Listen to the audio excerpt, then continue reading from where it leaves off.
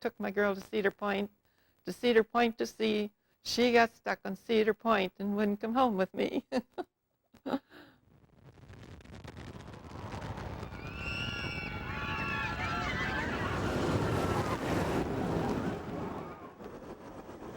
Today it's known for record-setting roller coasters. But in earlier times, we might have come for a picnic or a day at the beach. Some days on a weekend, it would be so crowded, you could hardly see the sand. There'd be so many people there. Since 1870, millions of Americans have traveled to Cedar Point for summer fun. To this day, people pull out photos for us of their grandparents at Cedar Point in 1910 or 1914. So many people said, I met my wife there, I met my husband there. And this goes back to the 20s, the 30s, the 40s. One of the few surviving examples from the golden age of summer resorts, Cedar Point has endured world wars, depression, and changing times. People who visit the park can reminisce and remember what Cedar Point was as far back as their families go. Cedar Point Memories presents a nostalgic journey through the remarkable 125-year history of one of the world's most enduring amusement parks. It's just in my roots. I walked there when it was dirt, before there were sidewalks. You could go and take the ferry and eat, see friends, and now I take my grandkids.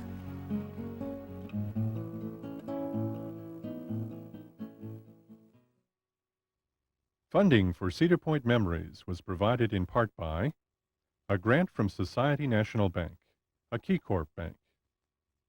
Additional funding was provided by Johnson & Higgins Unison, providing real-world solutions for risk management, employee benefits, and business insurance programs.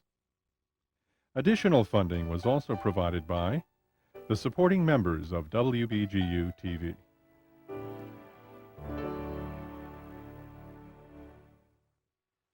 Grandpa, wake up! What? Wake up! What's that? Wake up, Grandpa! Oh, Billy, what are you so excited about? Dad says we're all going to Cedar Point soon. Well, that's worth getting excited about. Yeah, but I wish we could go today. Why don't we? Right now? Certainly. Well, how will we get there? You'll make believe. Cedar Point fun is an adventure of the mind, too. We just close our eyes and think of all the fun we've had there. Imagine ourselves at Cedar Point. Can we really do that? Just believe in what fun can do, Billy. Believe in what fun can do, Billy.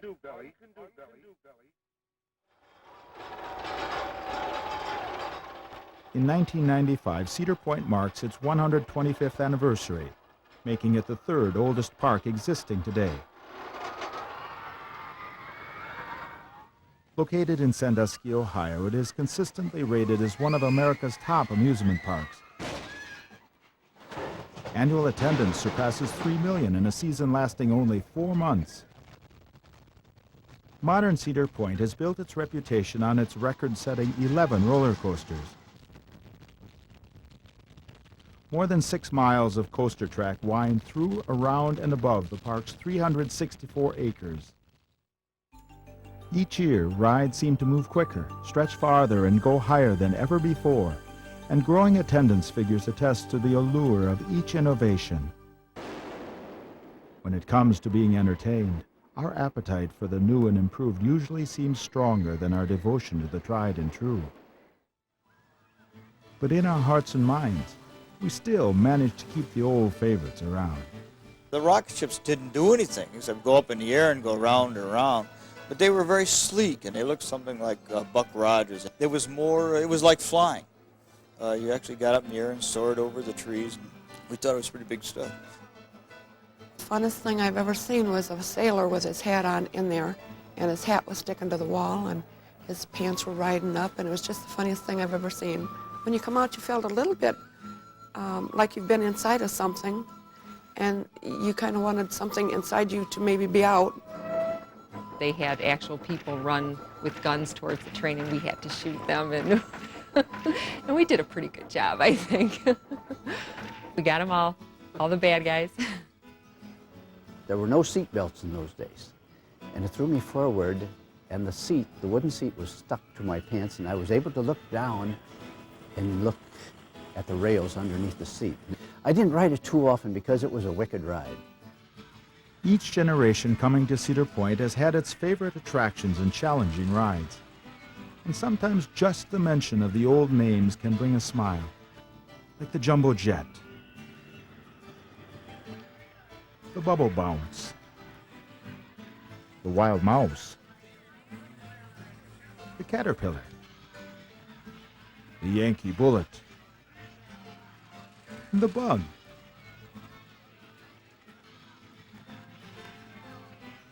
Yes, the rides have come and gone over the years, but the memories last, maybe even getting a little better with time. And why not?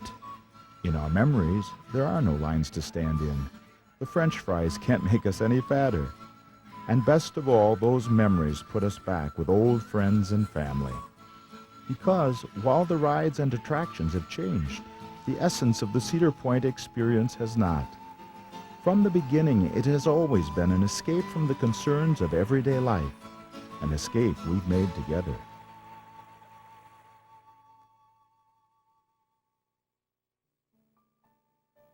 Long before there was a Midway, hunters sought the first game at Cedar Point, while fishermen could be found living in shacks here during the fishing season. Through the mid-19th century, Cedar Point was an isolated peninsula. Located in Lake Erie, just north of the city of Sandusky, it took its name from the cedar trees that once covered the area. In 1870, entrepreneurs began providing the adventurous with crude facilities to enjoy the point's natural resources. From the start, the main attraction was the beach. An editor for the Sandusky Register boasted, "There is no finer place for bathing in the world. The beach is broad with the finest and whitest sand. The bottom of the lake is smooth as a house floor and slopes gradually to any desired depth of water." As word of the beach spread, a larger, more permanent bathhouse was built to accommodate the growing crowds. In 1888, the Grand Pavilion was constructed by the Cedar Point Pleasure Resort Company. Originally bordered on three sides by a large porch, the building also had an open observation tower. Now visitors could relax in a touch of elegance and enjoy the cool lake breezes. From the porch, one could watch those more daring ride the new water toboggan into the breakers below, or farther out, see would-be acrobats swing on the water trapeze. The porch also afforded an excellent view of open-air vaudeville shows, or a chance to hear an evening concert from the nearby music pavilion. Because the Grand Pavilion served alcoholic beverages, a ladies' pavilion was added to provide more wholesome refreshments. In 1892, Cedar Point installed the Switchback Railway, a forerunner of the modern roller coaster. A gravity ride, riders traveled down a series of small hills. At the end, the car was switched back to another track for a return trip. Although patronage increased with each improvement, Cedar Point suffered financially. Facing an uncertain future, the company eventually turned to an aggressive businessman from Indiana named George Arthur Beckling. George Arthur Beckling was an extraordinary man. He came to Cedar Point in 1897 with no knowledge of the resort industry at all. Within 10 years, he turned Cedar Point into one of the greatest resorts in the United States and was himself a millionaire. He was one of perhaps 12 men in the United States who really founded the summer resort industry and led the way. One of Beckling's first improvements was the addition of hotels on the point, including the White House in 1901. Along the beach, he extended the boardwalk to a length of 1,000 feet. In 1902, a more advanced roller coaster called the Racer was put in, not far from the bathhouse. For a nickel, riders could jam into one of the 11 cars. From there, they climbed to a thrilling 46-foot height before racing around the double tracks. Along with all of the new construction, more attention was now given to landscaping the point. In the early years, Cedar Point had little or no grass, mainly because it was covered with sand. George Beckling decided that it would be nice to landscape the area around the Grand Pavilion. So one of the things he did was to bring in dirt and then plant trees, shrubs, and grass. The problem was how to handle mowing all this lawn every week during the summer months. His solution initially was to bring in a herd of sheep, which he turned loose, and hopefully they would eat all the grass. It wasn't the most successful thing in the world, and the sheep didn't last very long. They eventually went somewhere else. In 1904, Beckling literally changed the point itself. He had a series of lagoons dredged and opened to the water of Lake Erie. His intention was to import a fleet of Venetian gondolas to operate on the new waterways. Although the gondolas never appeared, the lagoons did become a favorite with recreational boaters. That same year, Beckling purchased statuary made for the 1904 World's Fair in St. Louis. The statuary became a permanent feature at Cedar Point. The Crystal Rock Castle was built not far from where the main Midway ends today. Named for the local brand of beer it sold, it was memorable for its unique castle-like appearance. New construction continued into 1905 with the building of the Hotel Breakers. While previous accommodations had offered no more than 60 rooms, the Hotel Breakers started with 600. Later additions would bring that total to 1,000. At its center was a circular rotunda 5 stories high. The inside of the rotunda was opened with balconies on each floor. The ground level was polished wood covered with wicker furniture. The hotel's wings were angled so that each room could have a lake view. A covered walkway led to an extended porch on the beach. Clearly, the Hotel Breakers embodied Beckling's desire to develop a first-class resort. George Beckling spent a great deal of money to make sure it would be the grandest hotel that could be constructed. He engaged some notable Cleveland architects to do the design. He also brought in things like Austrian furniture, Louis Tiffany's chandeliers and windows, and also put a lot more into the hotel than you would expect to find in the average hotel, such as barbershop, beauty shop, a Western Union telegraph station, and so forth. So that what he built was a first-class hotel that rivaled the hotels of Atlantic City. Over the years, the hotel would welcome many notable guests, including 6 U.S. presidents. But even as it opened, another large-scale project was already in the works. 2 stories high, 150 feet wide, and as long as a football field, the Coliseum continued Beckling's philosophy of thinking big. On the bottom floor was the Ratskeller, where beer and wine were sold. The top floor was advertised as the largest dancing pavilion on the Great Lakes. Over the years, the Coliseum would become perhaps the most recognizable landmark at Cedar Point. As big as the Coliseum and Hotel Breakers were, the biggest change came with the addition of an amusement area before the 1906 season. A $10,000 carousel was installed where rides could be had 1 for a nickel and 6 for a quarter. And now visitors could see the jungles of Cedar Point on a new miniature steam railway. This film, shot some years later, reveals that a miniature village was hidden deep within the jungles. I remember they had to put a tall smokestack on it so that the smoke didn't come back in the man that was running its face or the people that were riding on the train. But it was a favorite ride of all the little kids. I remember that very well.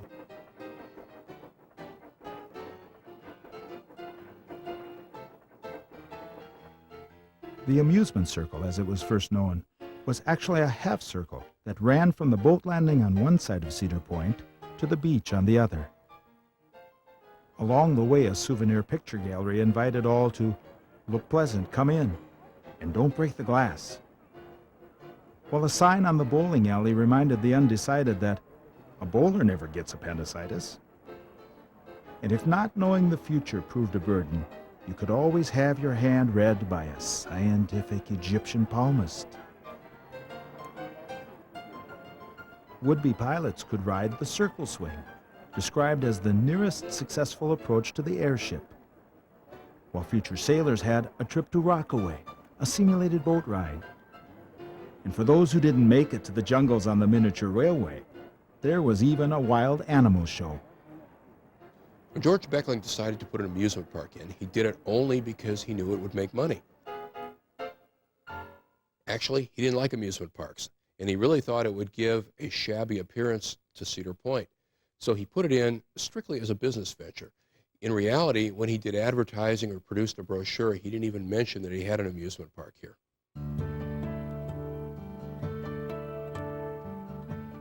With the amusement circle, Cedar Point was now comparable to other great resorts of the era, like Coney Island and Atlantic City. Billing itself as the queen of American watering places, Cedar Point soon attracted visitors from all around the Great Lakes. Steamers from Cleveland and Detroit began regular service to the point. Beckling spent $25,000 to build a pier just to handle the larger ships. The crowds they brought helped make Cedar Point an overwhelming financial success. Cedar Point probably never would have become what it was if steamship travel had not been available. Now, originally, there were no roads to Cedar Point. Therefore, you had to get here by water. So either you came from Sandusky on a boat, or you sailed from Cleveland, Detroit, Toledo, or even further away by steamship. You have to understand that on given days, as many as 8,000 people would step off of steamships onto Cedar Point. Interurban railways like the Lakeshore Electric brought people from Toledo, Cleveland, and towns in between. The electric railway, the interurban, came from Cleveland and from elsewhere and actually deposited people in Sandusky ready for a steamship trip to Cedar Point. And maybe even more importantly, steam railways booked excursions into Sandusky specifically for the purpose of taking people to Cedar Point.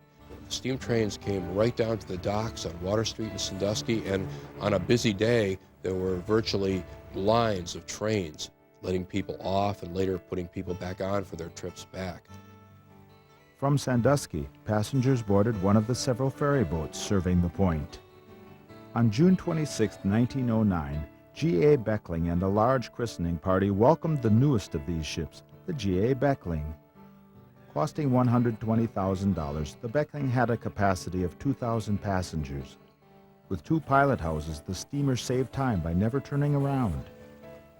Over the next 40 years, the Beckling would become a familiar sight on the bay. Once let off at Cedar Point, visitors were offered a growing list of things to do. Between the Grand Pavilion and the Hotel Breakers, a vaudeville theater was kept busy offering 2 shows a day, and concert bands were a regular feature. But as well attended as these attractions were, the beach still drew the biggest crowds. Sometimes there were so many swimmers, they would have to take turns in the water. I thought it was so strange that they blew the whistle, and my Aunt Cora said, well, that means everybody gets out of the water and we go in. And then they blew the whistle again and we had to get out, and more people went in. It was like taking turns. As the number of bathers increased, the bathhouse expanded several times, eventually covering 4 acres of sand. With 1,000 small changing rooms, Cedar Point claimed the largest bathhouse in the country. Our bathing suits were so crazy. We had to wear such big suits. There were bloomers like in a big midi top with long sleeves. That's what the women had to wear. And the men's suits were, I don't know whether it was a 1-piece or 2-piece, but I remember that they were crazy outfits. Maybe even more popular than a chance to swim in the Lake Erie breakers was watching from the elevated boardwalk, especially when a contraption called the Sea Swing was installed offshore. That could always be counted on for a chuckle or two. A circular swing that people sat on little chairs, and it had a little gasoline engine. When it was turned on, the swings would swing out over the water. The Sea Swing was sort of scary to me, but I liked to watch the others. They were all having so much fun. If people actually hit the water, their bathing suits would fill with water, and occasionally the bathing suit would come flying off. If people watching was your thing, then wandering up and down the boardwalk became a must when visiting Cedar Point. It was the place to see and be seen. You might even see an animal or two along the way. At night, strollers might stop to watch a brilliant fireworks show out over the water. The sand sculptors were always guaranteed to attract a crowd along the boardwalk. Their creations were elaborate, if only temporary.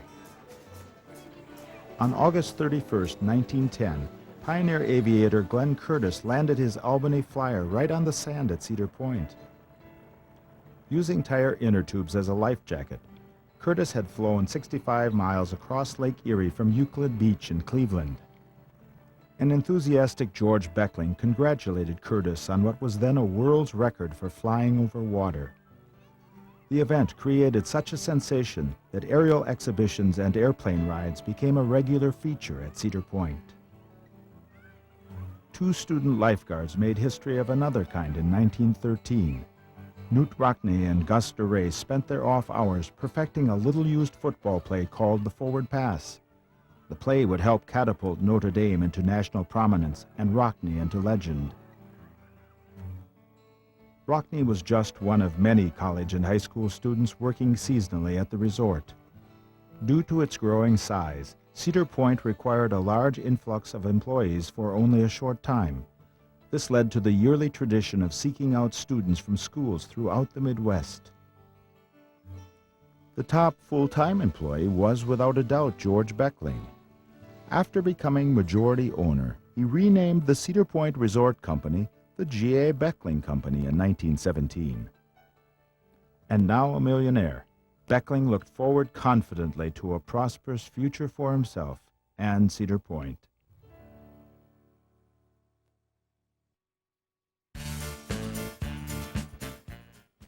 By the 1920s, Cedar Point was drawing enough people to support the operation of 3 roller coasters. Joining the racer were the Leap the Dips coaster installed in 1912 and the Leapfrog Scenic Railway, which made its debut in 1917. Clayton Wisely remembers riding the Scenic Railway in 1921. It was the first time his family had ever seen a roller coaster, and it looked like a good way to see the sights. I think Dad took us on that about the first thing we got there. He liked to look around and see everything from high points. And we went up, and the ride was slow and smooth, and Dad was looking all around, and, oh, this is wonderful. He just got a good start, and we went whoosh. And that was the last anybody said anything. Everybody grabbed, and so we got around all the circles and up and down, and we got off. My mother was kind of a German background woman. I can still see her stomping off. I don't know why Papa had to take us on that thing. I don't think Dad even thought about going down like that. And yet he had seen it, but anyway, it wasn't like he expected, I don't think, or I don't think he'd have taken us on. Many families, like the Wisleys, made their first visit to Cedar Point with the advent of the automobile. In 1914, a 7-mile road called the Chaussée was opened along the peninsula. From then on, families could drive directly to the resort. Although the road suffered from the harsh Lake Erie weather, the number of people arriving by car grew steadily. By the mid-20s, single-day visits became the most typical way to visit Cedar Point. At first, parking was limited to small lots around the rides. When more space was needed, cars were diverted to some of the wooded areas. Here a crew attempts to coordinate traffic while poised to block the way of any renegade motorist. Sound familiar? As single-day visits became the norm, Cedar Point began to feel more like an amusement park and less like a resort. Oh, the beach remained as busy as ever. But increasingly, people came just to wander the Midway. Some were lured by the games of chance. And who wouldn't be tempted to risk 10 cents to win an electric-eyed teddy bear or an electric boudoir lamp doll? For many, the day wasn't complete without a meal in the picnic grove. You could leave your picnic basket there and the blankets and everything and go and swim and come back and it'd be there. Even if it was in the sun, sometimes people would pull it over into the shade for you. So it was really a good atmosphere. We trusted everybody. For the younger set, a kiddie land was opened in 1924. It featured perennial favorites like the seesaw and the slide. Starting in 1925, older kids could play in a novelty called Noah's Ark. If there was ever a unique concept, this was it.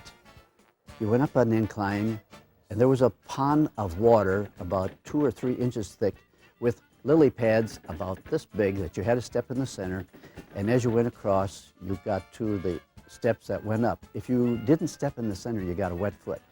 In the pilot house, Noah was there. Now, the wooden figures that were on the outside of the ark rocked back and forth with the boat, and they had fish lines. One was named Ham, which was supposed to be the son of Noah, but it was a fun ride. Yeah, it wasn't really a ride, it was just an experience. For a thrilling experience, nothing topped the Cyclone roller coaster. Installed near the beach in 1929, the ride towered over all others when it came to excitement. When you would drive to Cedar Point on the chaussee, you knew you were getting close when you could see the roller coaster. In 1929, Cedar Point made their last contribution of the old Cedar Point era to the Midway, and that was the Cyclone roller coaster.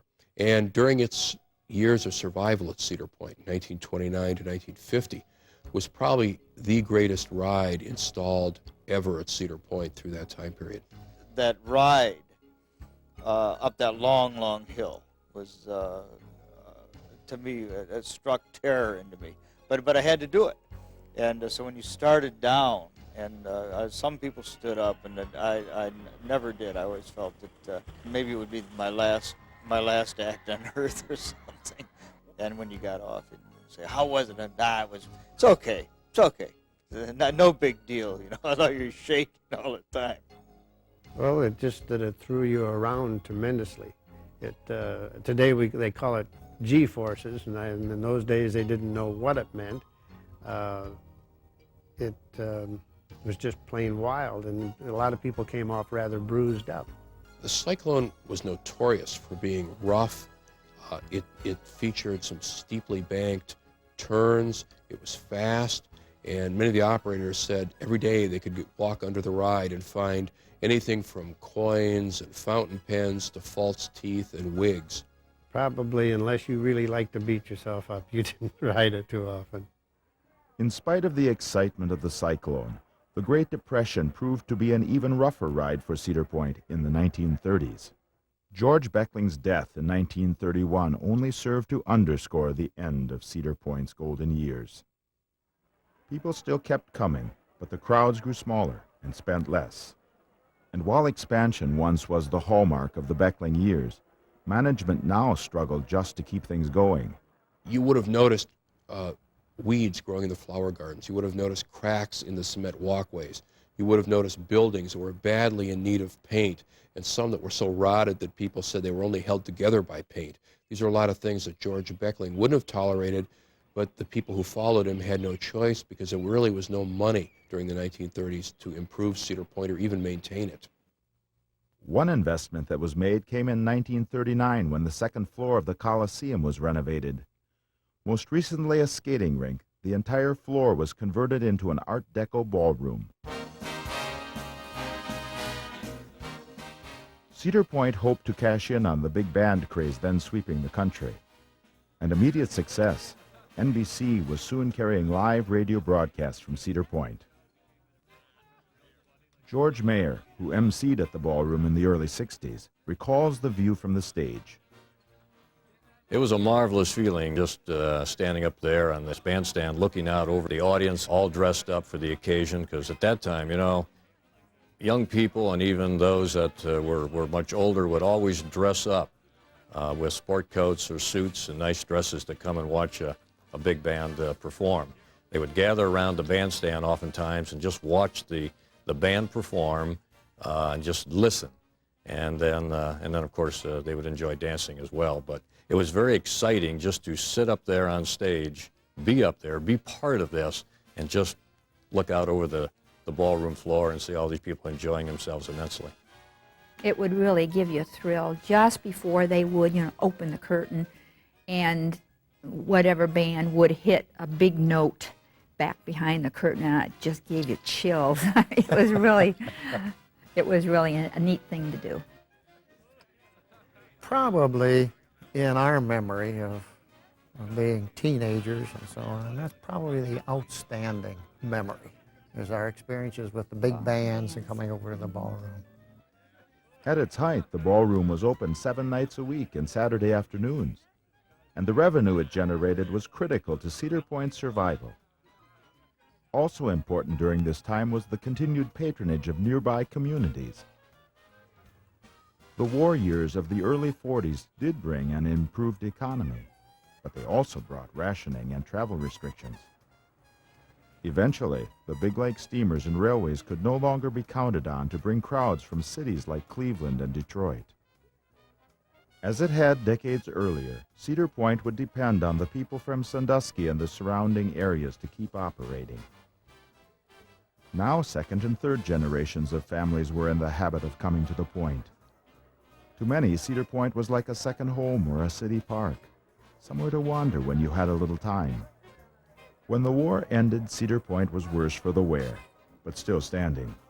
Even after years of financial hardship, the rides were running, and if they didn't shine quite as much, it really didn't matter to the young at heart. As soon as we got off the boat, we headed for the rides. The octopus, the tilt-a-whirl, flying scooters, the bug. These were some of the exotic names enticing young riders on the Midway. It was exciting to us because we didn't know anything different. We didn't have television and seen everything and heard everything and so forth. We thought it was really something. It was a real world-class place to be. I think that often we spent as much time probably deciding how we were going to spend our limited funds as we did anything else. Ask someone today to remember a favorite ride from these years, and they'll probably tell you the Caterpillar. It just went around in a circle with cars that had a canvas cover over it. So as soon as it got going, then the cover came over it, and it looked like a big caterpillar that went around and over hills and so forth, except that when the cover came, then it was dark. And so that was fairly scary. You were going up and down and around and in the dark, and the girls would always scream and so forth. And so that was, we considered that a pretty exciting ride. In the days before special effects, the Eden Musée Wax Museum could be strangely captivating, especially in the Chamber of Horrors. When you went to buy the ticket, you usually stood in line, and after you've been there a couple of seconds, you realized the people that you were in line with were wax figures. So you had to go around them, and when you went in, they had a lot of things in there, Dillinger's electrocution. They had the Diane Quinns in there, and what used to scare people, especially older people, when they'd walk along and not look, they had a wax figure of an old scrub woman on the floor, and guys would stumble over it and excuse themselves to the woman. One was of a woman, a midwife in New York, putting a little newborn baby into a coal-fired stove with the mother in the neighboring room, horrified, seeing what's happening. One of the most horrible-looking ones was a man that had apparently gone into a coma, and they thought he was dead, and they buried him. And then when they dug him up, he had tried to get out, and it was really a horrible impression that they made of that face. His eyes were wide open, and his hands were bloody, and he'd scratched himself and all, and it was massive blood. It was kind of a sickening sight in those days. Kids nowadays wouldn't be too disturbed with it. If you still had an appetite after a good scare, a stop at Berardi's French fried potato stand might be in order. Probably the best known of all the family-run concessions, Mama Berardi's fries were worth every penny. Speaking of pennies, the circular penny arcade was always a good choice for a game of skee-ball or other intrigues. You could buy postcards of girls in bathing suits. The bathing suits had considerably more material than they do in today, but we thought that was pretty. We wouldn't have dared to take them home, but we thought it was a wonderful place. My husband heard at work that the beach was open, and we decided to go. We hadn't been anywhere for all during the war years because of rationing, my husband's job, and our big family. And finally we were able to get 2 new tires. So we thought, well, we'd try it. Well, the kids were simply stunned when they saw the water. They were noisy. They just point here and there, and they were really excited. And then when we got to the beach, why, they were just overjoyed, I guess. They'd never been close to the lake or seen anything like it, so it was completely new to them. They were afraid a little bit. But then there were other children there, and they were running around and such, and it didn't take hours long to be doing the same thing. Before leaving, Dolores' children decided they wanted their own special souvenir. They weren't ready to go home. They wanted the sand, so they decided they were going to take some home. They knew that there were some bags in the car, and they were going to fill the bags, which they did. My husband had them first make a sandbox for it, and they just hoarded it. They could play in their other dirt, but they kept the sand. A trip to the beach in the 40s didn't have to be as daring as the days of sea swings and airplane rides. Sometimes it was enough to hang out with friends or spy on the neighbors. It was fun to watch because they looked so different in swimsuits and they did in their street dress, that I think that we had a lot of fun being kind but not kind and wondering if we looked as different to them as they did to us. And for those without much money, you still couldn't beat the cost of a day at the beach. The beach at the time was free, so really all you had was your quarter for the round trip ride on the boat, and if you wanted to get a cold drink or something like that. Otherwise there was no other expense, and that made it kind of nice. I guess you could relate it to the spring break activities in Florida now. It was something we look forward to in the summer. And usually you had a portable radio and a blanket or a towel along with you. Usually if you were in with a bunch of boys, why the main topic was the girls sunning themselves on the beach. And the same way for the girls. Yeah. If you were a regular visitor to Cedar Point, more often than not, your journey began at the Cedar Point landing in Sandusky.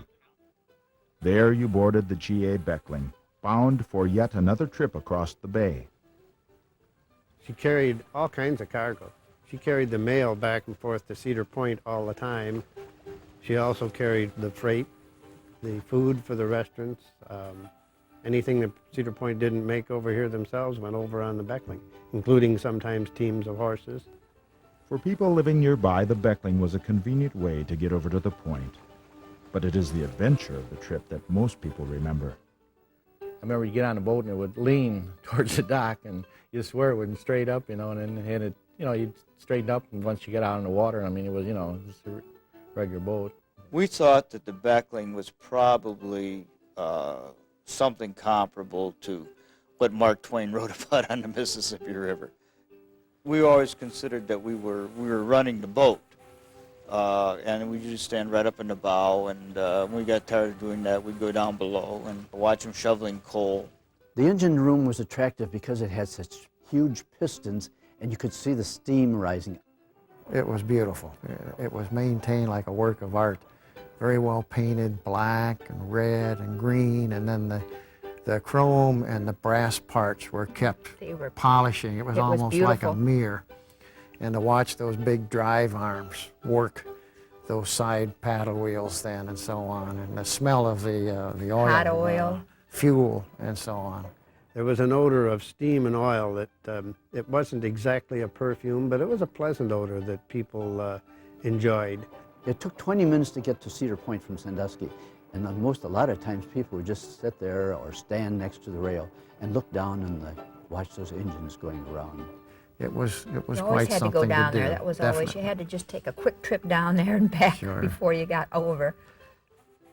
The pilot, the captain, would stop the engine and come gliding in, and then suddenly they'd throw them into reverse, and it would just be this whole wash of water and steam, and the lines being secured and so forth. And then they'd put down this big gangplank, and everybody, the whole crowd would just, rush ashore. If you lived in Sandusky, you didn't have to go to Cedar Point to enjoy a ride on the Beckling. There was an ice cream store in downtown Sandusky called Isley's. They had the best ice cream bars, and it was a real treat because they they had someone selling those ice cream bars on the ferry boat. And I always would remember my parents buying me an Isley ice cream bar. And sometimes on a hot summer night, when we couldn't sleep, we'd load the family in the car and go down and get on the Beckling, get on the steamer, and ride across the bay over to Cedar Point and back, just in the cool of the evening to cool down before we go to sleep. At night, it would look so neat to look out there and see this big, it looked like a big birthday cake coming across with all the lights and everything on it. And they would have an accordion or maybe a three-piece band, and on a real nice quiet night, you could hear the boat coming across the water with the band playing. That used to be quite a thing too. People used to go down the dock and just watch the Beckling go back and forth. By 1951, new maritime laws and rising costs brought an end to the 42-year run of the Beckling. After sailing more than 300,000 miles back and forth across Sandusky Bay, she made her last run on Labor Day. The following June, she was towed away to Wisconsin to be used as a floating warehouse. And somehow you could feel the ghost of George Beckling himself go with her. The times had changed. Our way of doing things had changed. And now the time had come for Cedar Point itself to change. By the 1950s, it was hard to find much evidence of Cedar Point's glory years. The Cyclone roller coaster was gone, leaving Cedar Point without any coaster at all. The lake pier, once busy with passenger steamships, was now simply Fisherman's Wharf. Even the resort's centerpiece, the Hotel Breakers, had seen better days. Cedar Point found it hard to compete in the age of color television and superhighway vacations. But in the midst of adversity, there were small steps towards survival. In 1952, a new 10-ride Kiddieland was added to the Midway. And in 1955, a new game called Fascination debuted. A mixture of bingo and tic-tac-toe, the game could be, well, fascinating. My grandmother, for the first time ever in her life, cheated. My grandmother would take a ball from each other person on the other side I really don't and think she roll them up there. I don't think she did too. I don't think she realized it was. I don't think she thought of it in a cheating. Oh yeah. God. In 1957, Cedar Point took a giant step in its evolution with the completion of a causeway across Sandusky Bay. The causeway helped alleviate traffic jams on the old Chaussee Road. But more importantly, it attracted the attention of Toledo bond dealer George Roos, who regularly flew over the Cedar Point Peninsula. He started soon after buying up stock in the J.A. Beckling Company and eventually took control of the company. His intentions, though, were not to develop Cedar Point as a summer resort. He wanted to tear everything down and put in 1,000 ranch-type homes and turn it into a Fort Lauderdale of the North. Sentiment against closing Cedar Point was strong, even if it no longer was the queen of American watering places. Adults just found it hard to accept that something they had known so long could go away.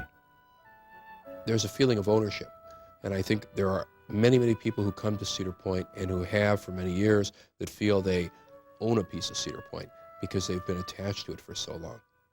Roos and other investors did take over the G.A. Beckling Company, but Cedar Point itself was spared from demolition. The decision was made to turn the facility into a modern amusement park, a Disneyland of the Midwest. This rare film contains some of the last images of old Cedar Point.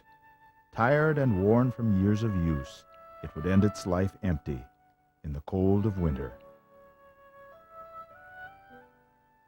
The new Cedar Point would experience a much different fate.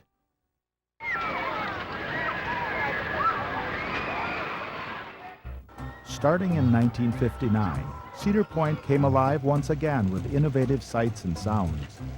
Not since the days of George Beckling had so many new attractions been presented to the public. One of the first additions was a small roller coaster-like ride called the Wild Mouse. This was soon joined by the sleek, futuristic monorail. The monorail lasted only a few seasons at Cedar Point, but for a short time it was the most profitable ride on the Midway. The main Midway, with its wide concrete walkways and elaborate floral displays, was a marked contrast to the dirt paths of the old amusement circle. And as if to leave no doubt the times had changed, a massive double Ferris wheel was placed at the front of the Midway. And it just looked so awesome and mechanical. You just knew you was going to have fun when you got on it. So you was doing the turnaround of the big wheel, but yet you had the flip-flopping of the little ones. And the flip-flopping is where you got the queasies in your little belly, and you just had to go again because, boy, that was great. The double Ferris wheel was soon joined by another ride that would become a trademark at Cedar Point, the Sky Ride. And innocent families would never again have to ride a roller coaster just to see the sights. Starting in the 60s, one impressive sight on the Midway was the annual gathering of high school bands for opening day. Band day, opening day at Cedar Point was a lot of fun because there were, I don't know how many bands there were, but it seemed like there were thousands of kids, and there were directors everywhere, and we were up on the beach to play the national anthem and probably some Sousa marches. I really don't remember all that. But then we'd march around the park after we did the initial song. And I remember one guy in the trombone, I played trombone, one guy in the trombone section who was kind of marching along and put his slide right through one of the trash receptacles on the Midway. The mill race was installed in 1963 and lasted 30 years before being replaced by the Raptor roller coaster. At the time it was built, it was only the second flume ride in the world. 1964 saw the completion of the park's first roller coaster since the cyclone in 1929. Named in honor of Sandusky High School, the Blue Streak was 72 feet high and 2,400 feet long. And that was like the big thing, oh boy, they're bringing a Blue Streak in. And you've got to ride the Blue Streak because, you know, it's named after us. So we all went over to check out the Blue Streak. And it was like the biggest monster I've ever seen in my life. Oh, I can still remember the first time I went on. It was the thrill of a lifetime. You know, I mean, it fast, and you flew out of your seat. And it's, well, I'll never forget it. And I think that from that moment on, I just love roller coasters, any kind. George Beckling's lagoons were put to a new use with the introduction of the Western Cruise riverboat ride. And the Cedar Point and Lake Erie Railroad began carrying its first passengers in 1963. The list of rides and attractions has continued to grow over the last 35 years. Some have come and gone after only a few seasons. Others remain to become the new old favorites, like the Space Spiral, Cedar Downs, and Jungle Larry's Safari Island. In 1968, Frontier Town opened near the site of the old Lake Pier. In addition to its western theme, it featured a second water ride called Shoot the Rapids. The first trip in any year to Cedar Point was always to find the new ride, the new attraction. Every year was sort of marked with the new ride, and always when you first went over there, that was the first place you stopped, and then you visited your old favorites. The Cedar Point that stands today bears little resemblance to the Cedar Point of preceding decades.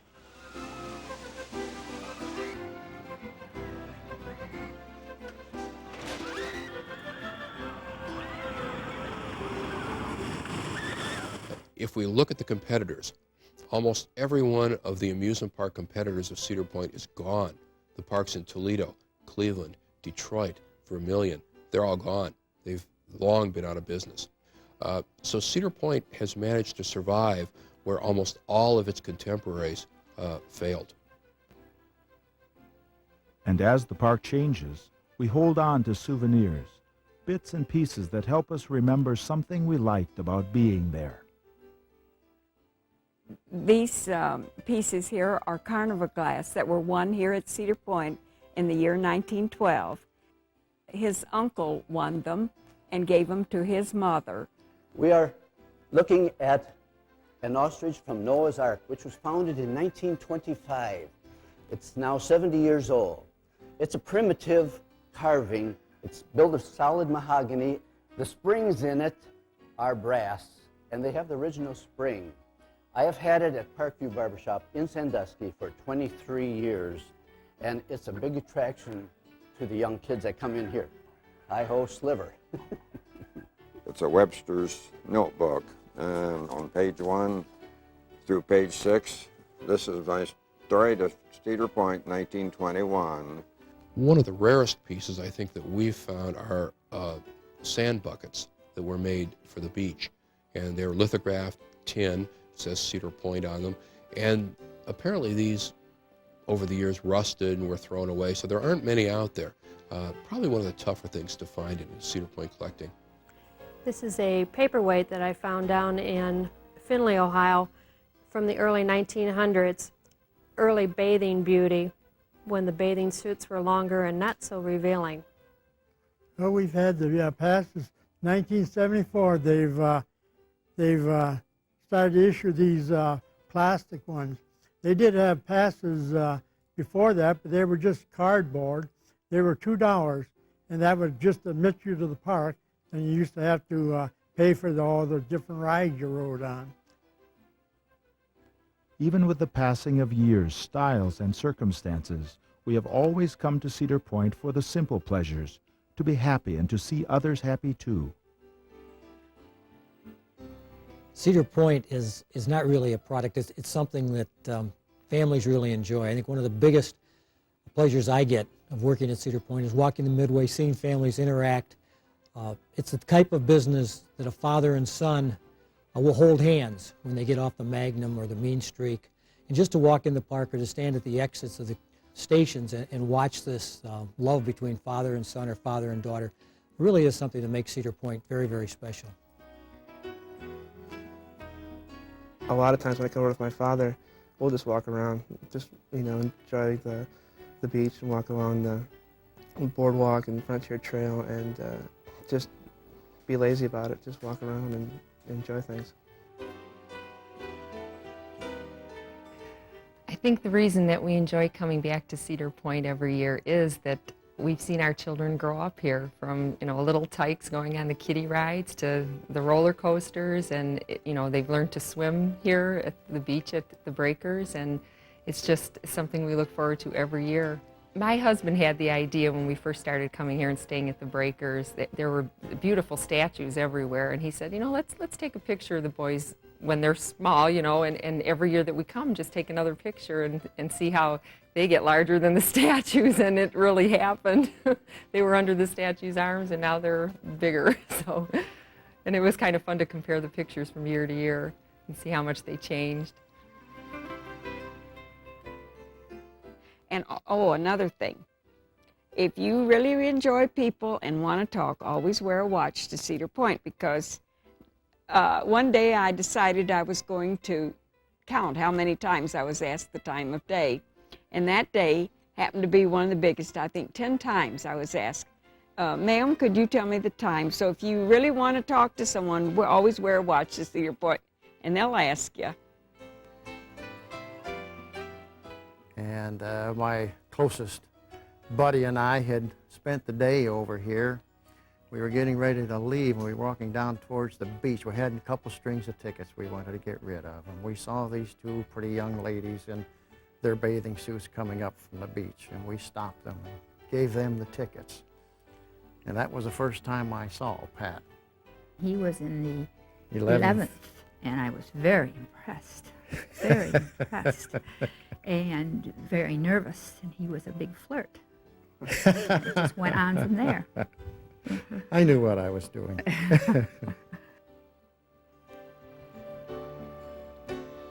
Choose any year and you'll probably find the same smiles, the same anticipation, the same satisfaction. And when we stop to remember the good old days or to show off a treasured souvenir, we are once again reminded that being at Cedar Point meant being together.